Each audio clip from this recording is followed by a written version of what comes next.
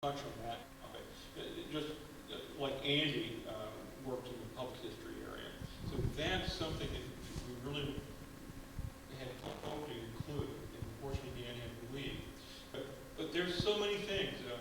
Just the last, this year, look at all the topic areas that questions have been generated for further research and further discussion. So I think, if nothing else, that's why I'm pretty happy about this whole thing. I'm always, and I'll say something from the bottom of my heart, I'm always so sad that Mike Garvin Sr. couldn't see this. This was his baby, his dream. I happened to get caught up in it and carried it along with that. But again, thank you all for being here. We're going to continue with the show. I need to get out of the way so that my buddy Andy can get up here. And we have set him up with Indianapolis.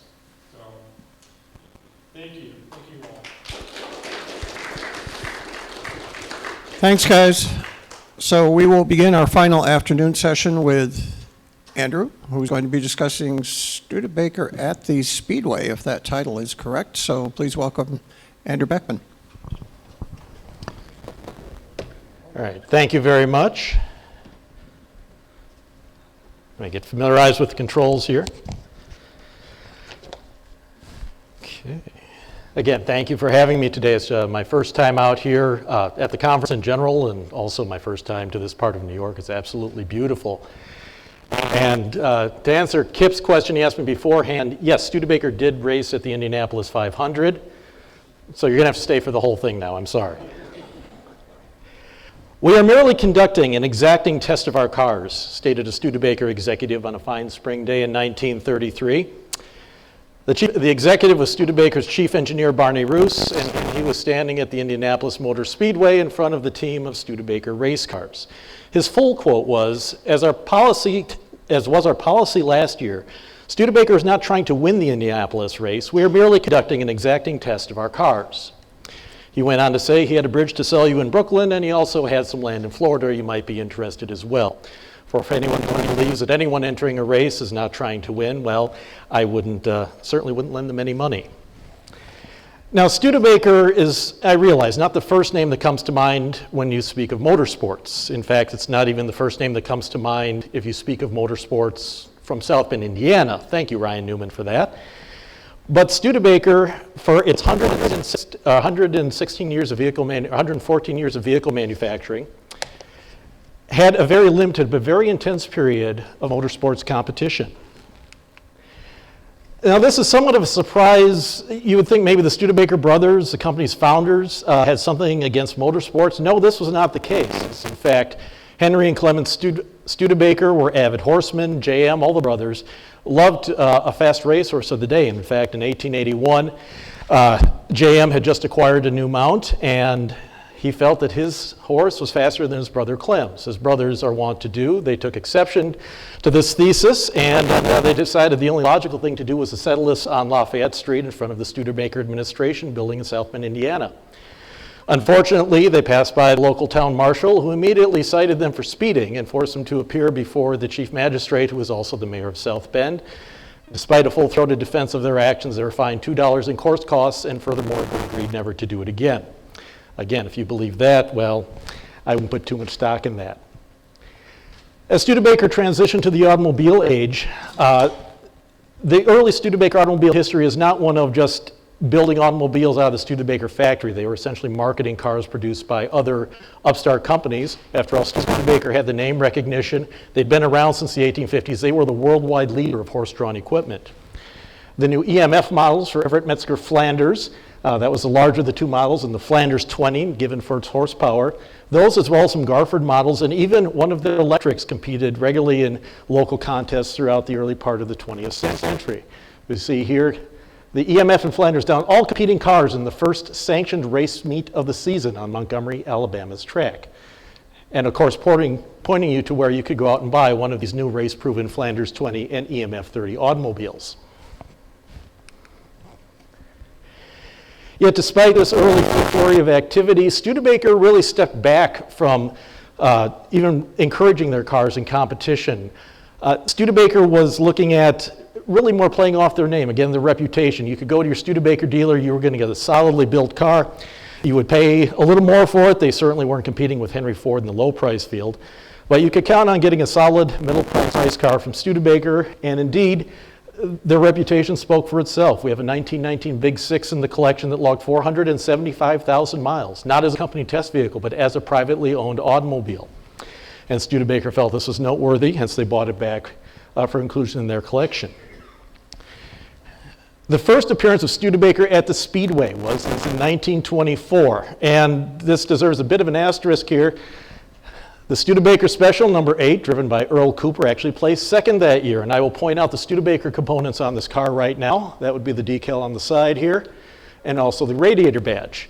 This is a Miller engine, Miller chassis body. If you're familiar all with how Indianapolis race cars, the rules formula for that time, these were all very specialized high-performance vehicles, and let's face it, Studebaker's 40 horsepower light six engine was probably not going to cut it on the field that day.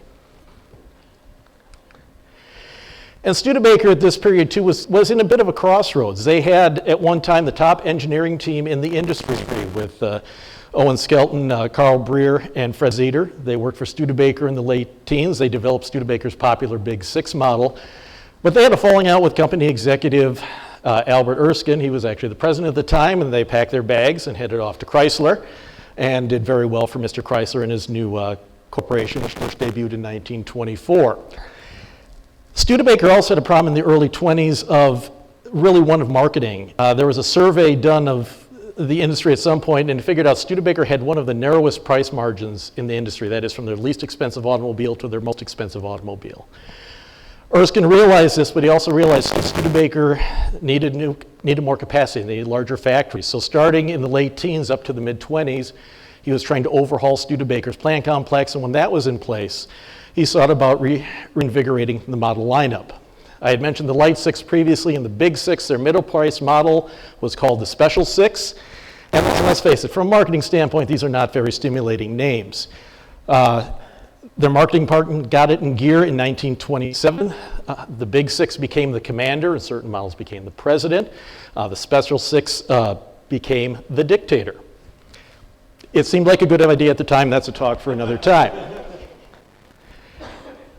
The Commander, however, and particularly the Commander Roadster with its Three Musketeers designed Big Six engine, it was noted for being an incredibly reliable engine. In terms of its engineering style, robust would be your words. Someone had said the Studebaker's engineering philosophy was there's no substitute for cast iron, and if you can't cast a glance at one of these engines, you'd be hard-pressed to dispel that. Developed a massive amount of torque. It could churn along all day. Studebaker actually gave it full-pressure lubrication in 1924.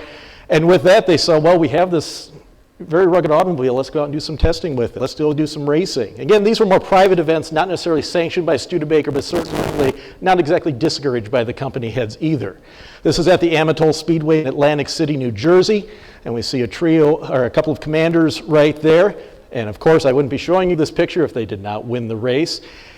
And again, the cars held together very well. You got a very rugged, a very solid automobile with the Commander Big Six. They sent 3 more commanders back to Atlantic City back in 1928, and the orders were to complete 25,000 miles as quickly as possible. The Commander you see right there in front, the Roadster, completed that task at 23,000 minutes.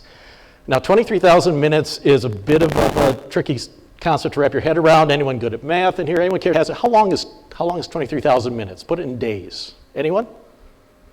Anyone? I see Luke furrowing his brow. I got to tell you, the grade schoolers I give tours to figure this out a whole lot faster than you guys do here, but it comes out to a little over 16 days. So for 16 days, day and night, these commanders lapped the track, rain or shine, through night and darkness, and it was not running time. The clock started when they started the first mile, and it stopped when they completed the 25,000ths. It was a new record, and in fact, Studebaker proudly proclaimed nothing on earth has gone so far, so fast.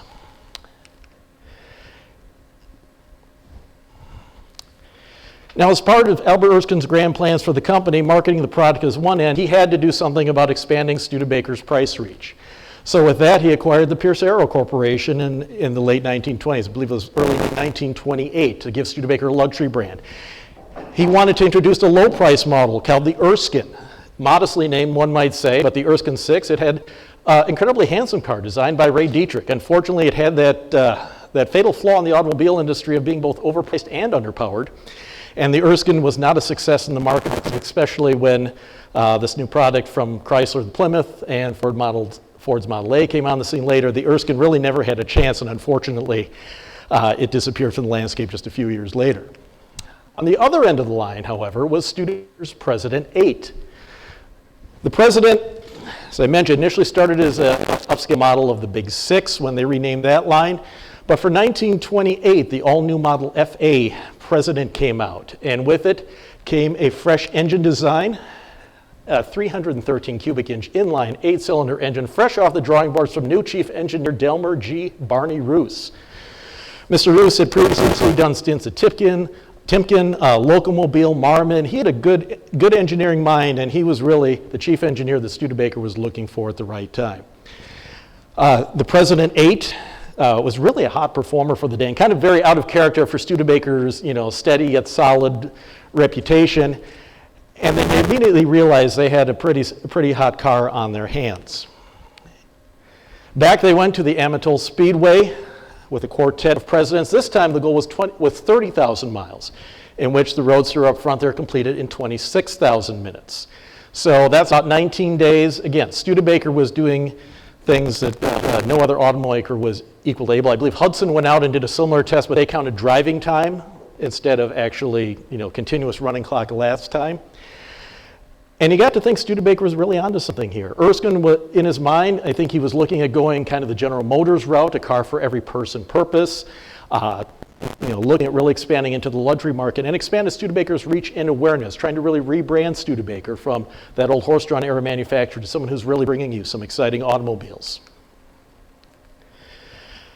Now, the Studebaker President 8 might have sounded like an ideal power plant for the Indianapolis 500. Unfortunately, the rules at the time were such that engine simply did not qualify. They had a maximum displacement of 91 cubic inches, and again, we hear the names Miller and Duesenberg bandied about a lot during talk of the 500 at that time. Thankfully, there were no restrictions on displacement for the pace cars, and Studebaker was selected to serve as the pace car for the 1929 race, and also supplied a trio of official cars as well. And here we see the pace car, festooned as one be. So there's no mistaking. This is most definitely the pace car.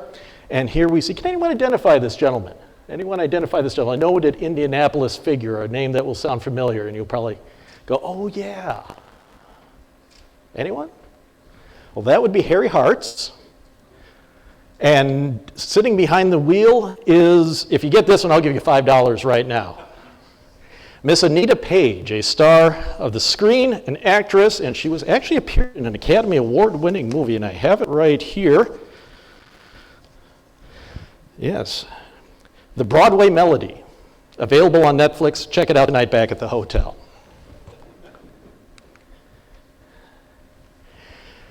Now, back when I was in high school, some guy tooled around town in his Chevy Monte Carlo pace car replica, and apparently, I'm not sure if it came with the jacket and the hat and everything else, or if he stopped at the pro shop on his way out. But that was, there was no mistake in that car driving around Manitowoc, Wisconsin.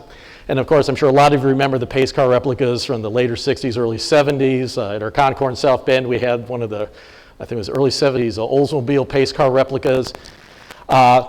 This is not a new concept I came to learn when I was putting this talk together. Studebaker commissioned 30 replicas of the 1929 Indianapolis 500 President Roadster. Powered by the 115 horsepower Studebaker President 8 motor, this car possesses the speed and endurance so strikingly demonstrated by its record-breaking performance of 30,000 miles in 26,326 minutes. They weren't wasting a beat on promoting that achievement.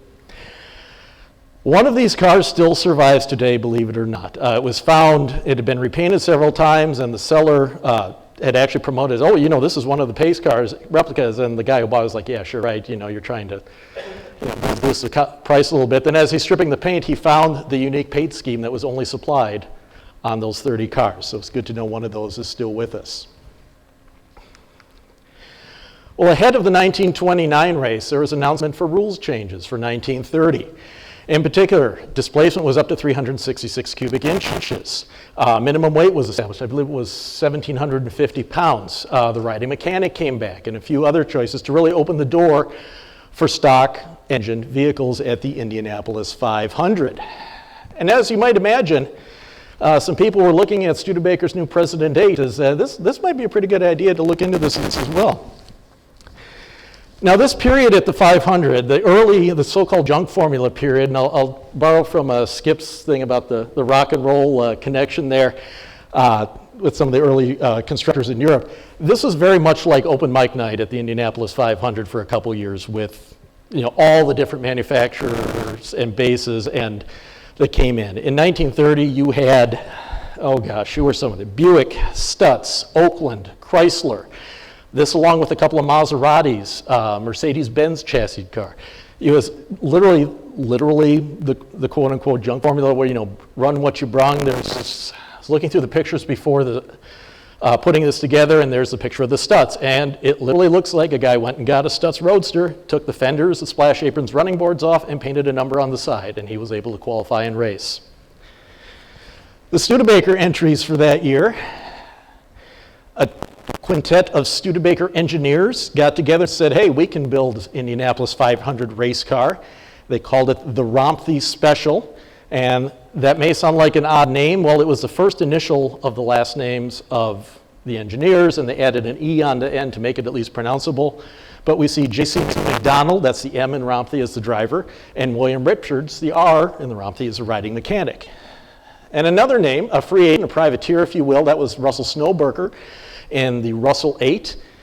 And he also competed with Paul Rice's riding mechanic, and they qualified for the 1930 Indianapolis 500, one of the many stock blockers there. And here we see the Russell 8 motor.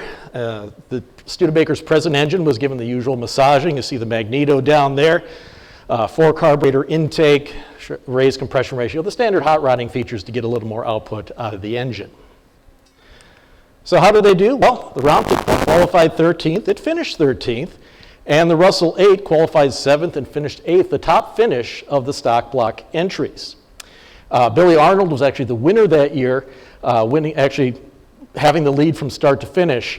But to give you an idea of how the race was going the first year of the junk formula, in 1929, your slowest, fastest qualifying speed was about 18 miles an hour, 18 miles an hour spread on there. In 1930, it was from the fastest qualifier to the slowest. But you'd still see the stock blockers are trying to figure things out as the years go on. So fast forward to 1941, we've got the Russell 8 coming back. The Romthe Special has been renamed the Richards Special because William Richards bought out his partners and set out to campaign again. And there's a new entrant, the Hunt Special. This was really a Studebaker, if I could say, skunkworks project, an off-books project. Studebaker was kind of eyeing up the 500, but they weren't 100% sure they wanted to go in and have a grand failure. Looking ahead at what, kind of the Ford V8s and the Miller component there a few years later, trying to get those cars to work well. Studebaker kind of wanted to hedge their bets, so they commissioned George Hunt, their director of testing, to create a Studebaker-powered car for the 500. Instead of a home-built special, they contracted Herman Ringling from Indianapolis to supply the body and chassis. And then they used the Studebaker President engine, which conveniently was up to 9 main bearings for the 1931 model year. Gosh, wouldn't they have loved to have 9 main bearings in 1930? Well, they added that for 1931 and continued to raid the rest of the Studebaker parts bins for the remaining parts. The brakes came from the Studebaker Dictator and Studebaker 6 models. The rear axle came from a 29 President, and other odds and ends, gauges and whatnot, were sourced from other parts bins. The big news, check that out. The Russell 8 took the pole in 1931.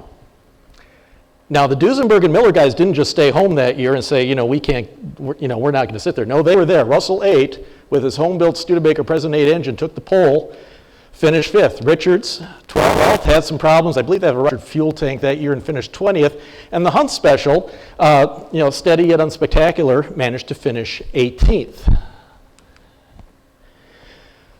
Now Studebaker was satisfied. They were convinced that they could really make a go of this.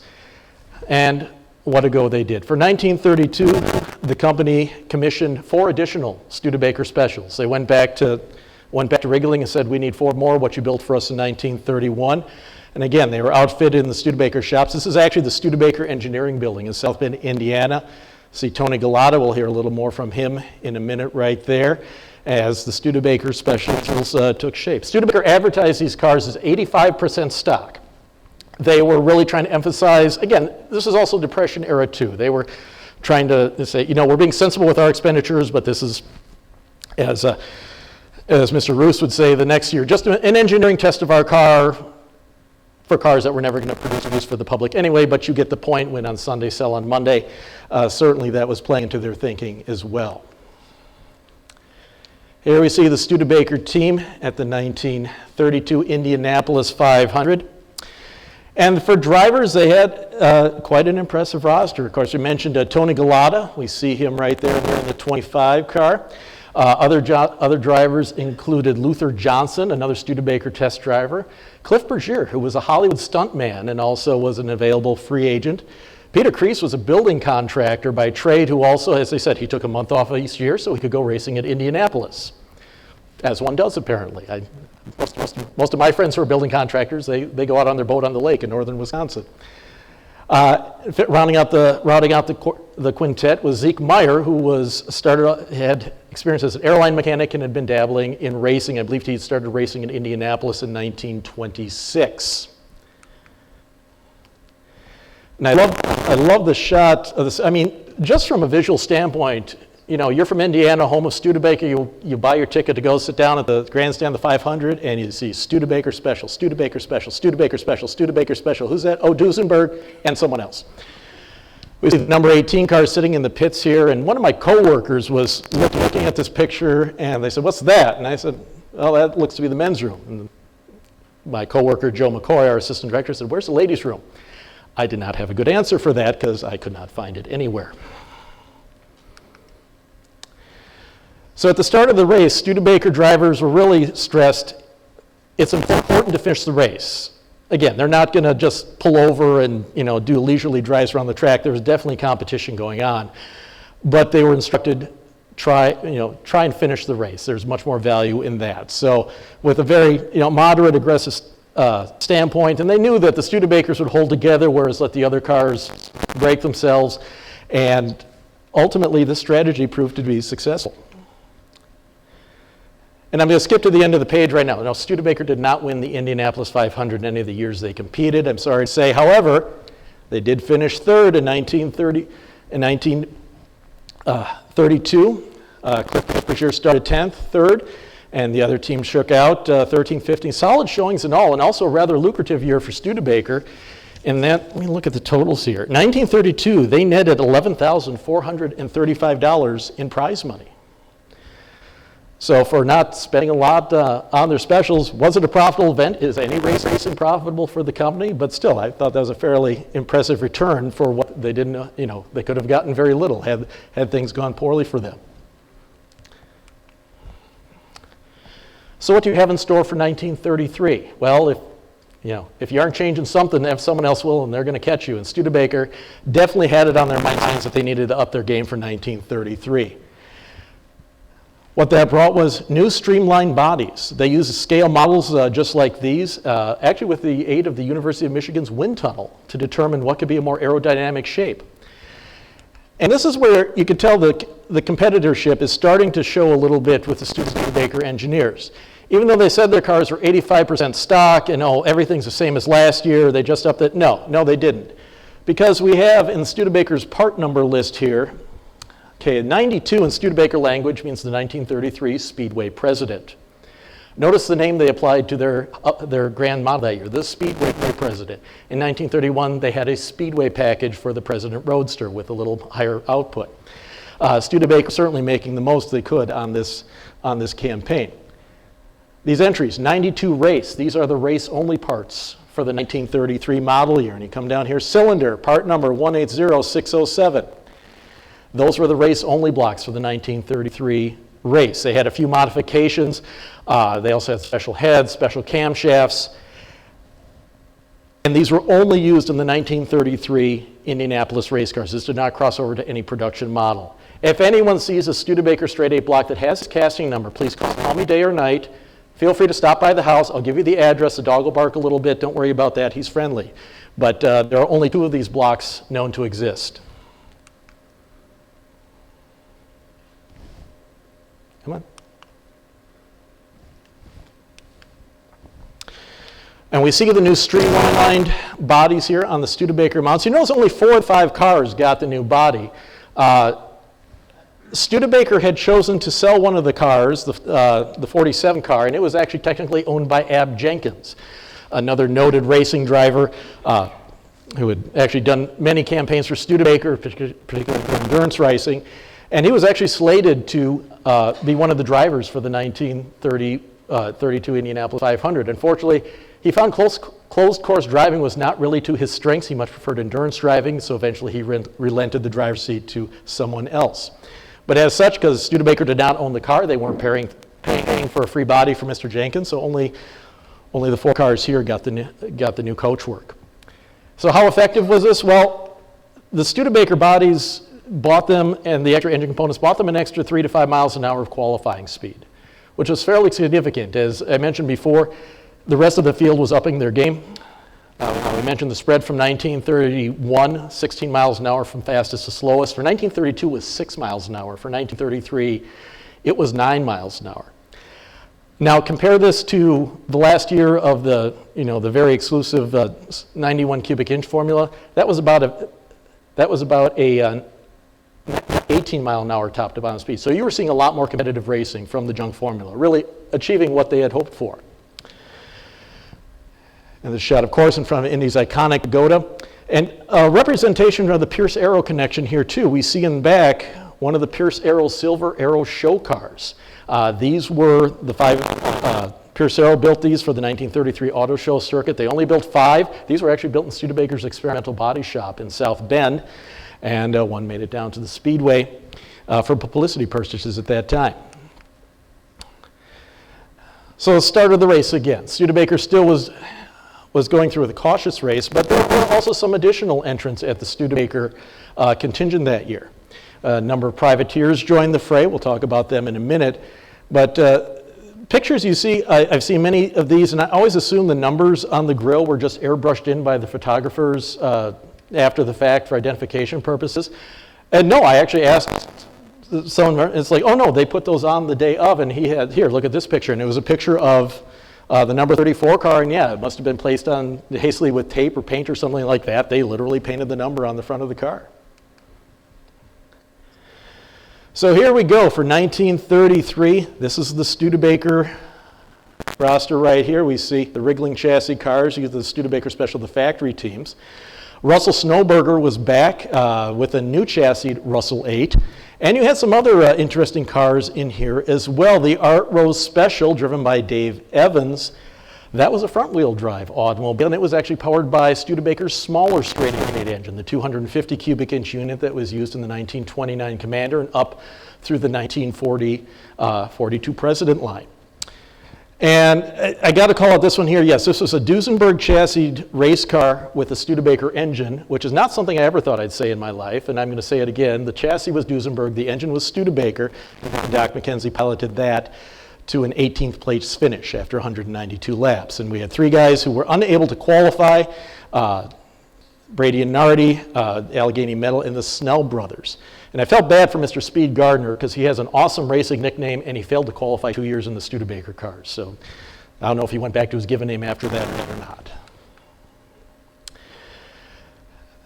The team best finisher for the Studebaker team was the number 34 Studebaker Special. It came in 7th. We saw one of the privateers actually came in 6th. And you look at the finish here, we had 6, 7, 8, 9, 10, 11, 12 were all Studebaker-powered. From the starting standpoint, just over 20% of the entrants in 32 and 33 were Studebaker-powered from the factory teams and the privateers. The bodies work great. There was a minor flaw, however. The The streamlining was so good, the cockpits were like Dutch ovens. And the drivers were coming in saying, I can't go on anymore, it's too hot. And supposedly, one story circulated that they used a fire axe to actually chop holes into the car to get some ventilation into the cockpit. That was not the case. As you can see here, I don't see any evidence of axe trauma anywhere on the car, and this was rebunked later by some of the other engineers saying, no, we used more conventional methods to keep the drivers cool. Studebaker, of course, wasted no problems advertising their success. From the Speedway comes the stamina, from the Skyway comes their style. They created this wonderful logo of the circling racetrack, car on the racetrack, and an airplane flying. 7 of the first 12 finishers at winners at Indianapolis were Studebakers. How did you have 7 winners at a race? No, you won 3rd place, you won 7th place, you won 12th place. It's all in the copywriting, really. Again, advertisement. Studebaker promoted that far and wide that their cars had been so successful at Indianapolis, and you too could buy a Studebaker with that racing pedigreed engine. Unfortunately, Studebaker had entered receivership in March of 1933. The company was broke, plain and simple.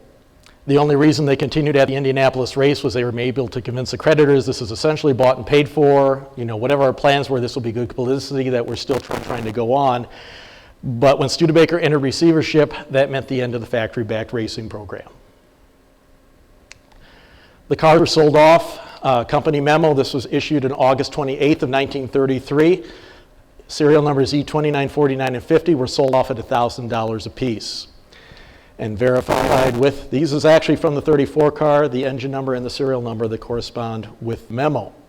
But Studebaker was still not done racing. They were happy to enter the power plant business. The smaller Commander 8 that was used in the Art Rose Special, that car, they were willing to supply those to racers at the mere cost of $750 a piece. And with that, you got a fully dressed race engine ready to go.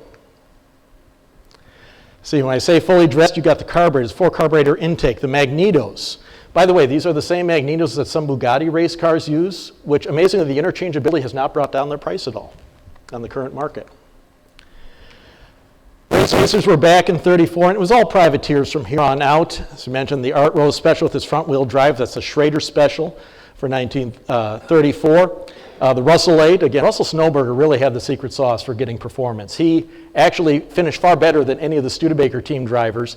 And Luke and I were talking about this before. We never figured out why he didn't hook on a team. Well, maybe he was just making more money being by himself than he was actually under the employ of the Studebaker Corporation.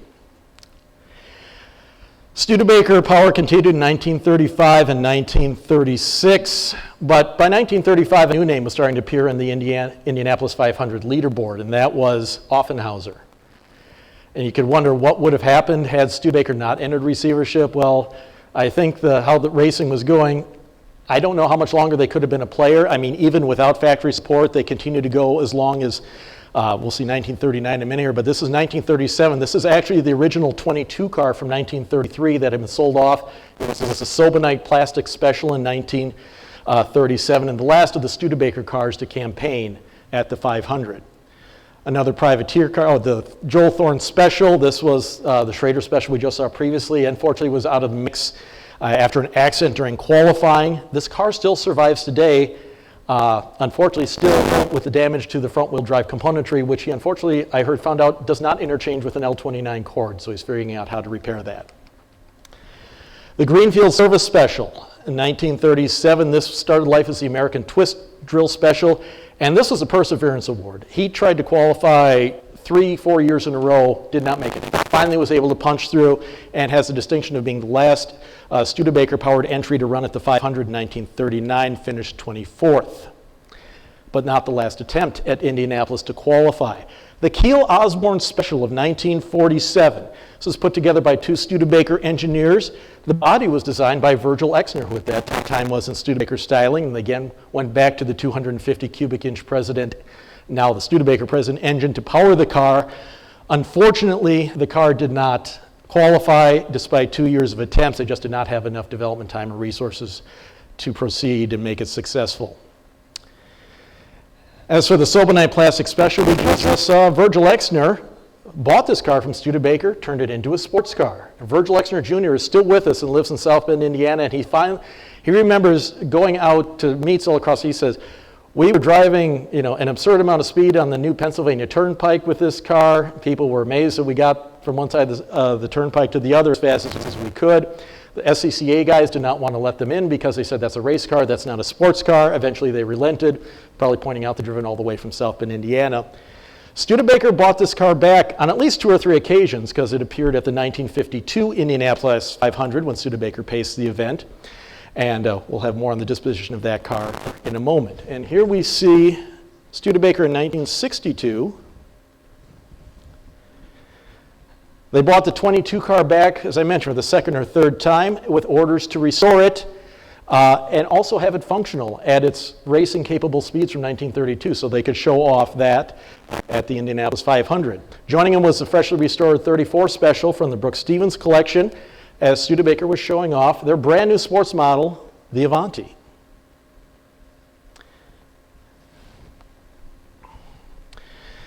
They did have some difficulty getting the 22 car back together because as strange as this may sound, when they went to rebuild the engine, no one had any bearings for the big President 8. This was the Studebaker factory. They took to sending telegrams to dealers all over the United States. Does anyone have a set of bearings for a 33 President engine? They eventually found that because the Pierce Aerostraight 8 was also designed by Barney Roos and is identical in many formats with critical measurements of Studebaker. That engine was used in fire trucks until, I think, right around World War II. They actually found they were able to adapt some Pierce engine bearings and be able to get the car going again. The Hunt Special 37 car is still, and here we get into the nebulous part of what constitutes a car. The running joke with the Studebaker Specials is of the 5 were built, 8 remain. We'll get to that in a minute here. The Hunt Special 37 car, this is currently out at the Price Museum of Speed in Salt Lake City, Utah. The 34 car, number 34 Studebaker Special, it too was suffered the indignity of a roadster body applied to it. The original body sat outside a garage in Chicago for many years and was actually advertised, I believe it was in Car Classics magazine, somewhere in there. And the 34 car was acquired by Brooks Stevens in the late 1950s. It was sitting on a used car lot in Sheboygan, Wisconsin. And Brooks knew what they had, so he got it and commissioned a restoration. He actually had the back section of the body rebuilt from scratch, just from photographs. And they were nearly done, and someone calls and says, hey, we have the original body. Do you want it? How much? I heard that I think it was $25. Nope, don't want it, don't need it.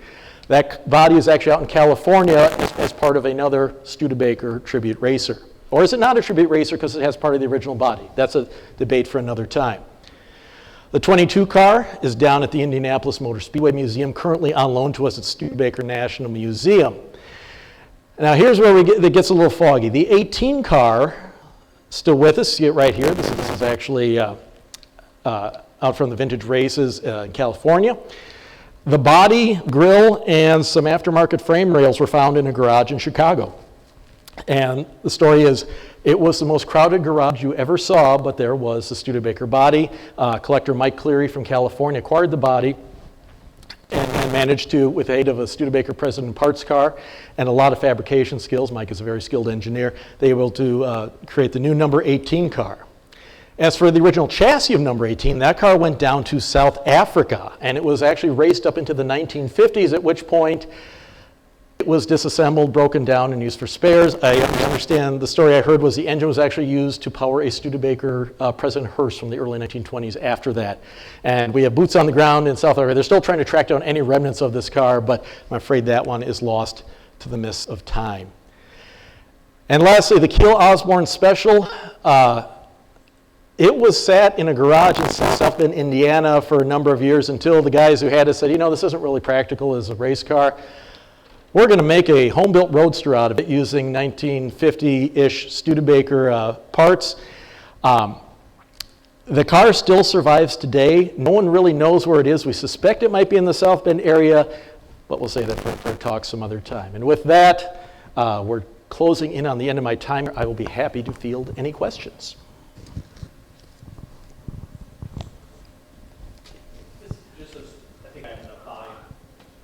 Oh, they want to hear you on the internet, Ken.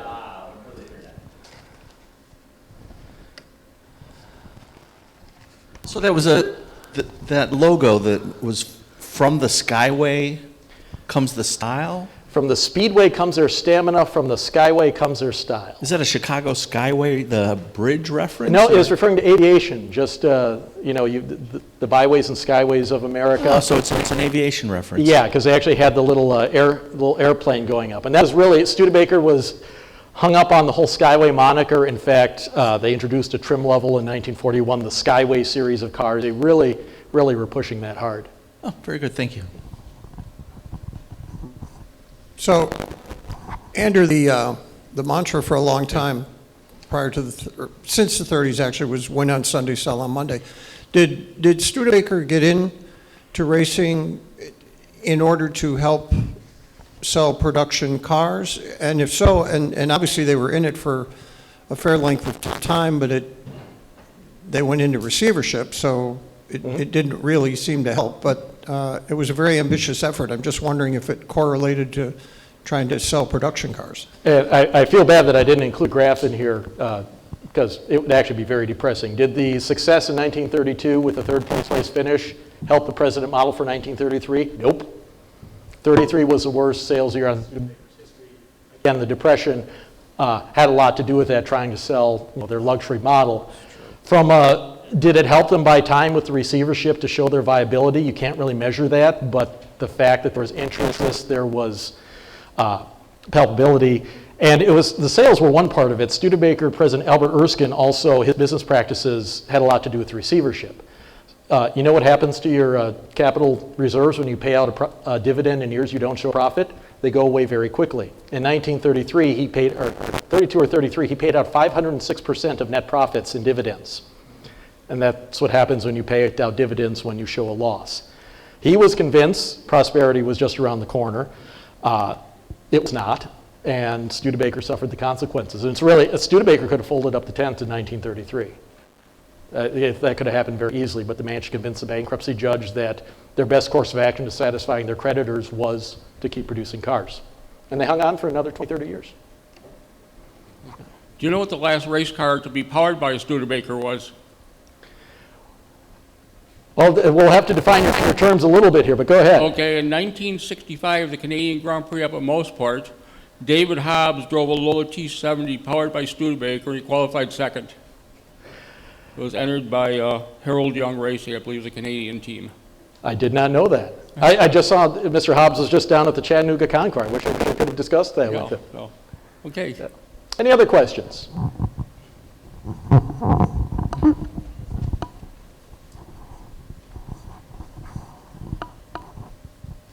So you went through years rapidly there. Which year did they take the poll? 1931. All right, 31. Then was it the following year they had multiple cars, but nothing more than 7th or 8th position? In 31, Russell Snowberger took the pole, and he was a privateer. He did not work for Studebaker, but it was the Russell 8 with the President engine. The team in 32, they had their best finish third. The number 22 car, I believe, Cliff Bergier was behind the wheel of that car. And in 33, they were moving a little back in the qualifying, but they hung in. 33 was one of the most traumatic races the Speedway ever saw, just with the carnage. And I want to say there was only 14 or 16 cars running at the end of the race, but all the Studebaker team was able to finish the race. They never really had any terrible mechanical difficulties. But yeah, when they say 7 places, actually 6 through 12 in 1933 were all Studebaker powered. Okay. So why the drop off? Because of the carnage of the race? I mean, racing. If I remember the qualifying speeds or whatever, they seem to suddenly drop down. The qualifying, they actually picked up a couple miles an hour qualifying from 30 to 33 with the new bodies and the new engines. But relative to the competition? Relative to the competition, yeah. You started to see some of the more specialized, the Miller-Duesenberg engine cars of that ilk were starting to spread the gap. And like I said, when the Offenhauser came online in 35, you could really see the handwriting on the wall for the stock blocks. Anyone else? That was fascinating. Thanks, Andrew. Appreciate it. And yes, they did race at Indy, Kip. Yes, they did, I guess.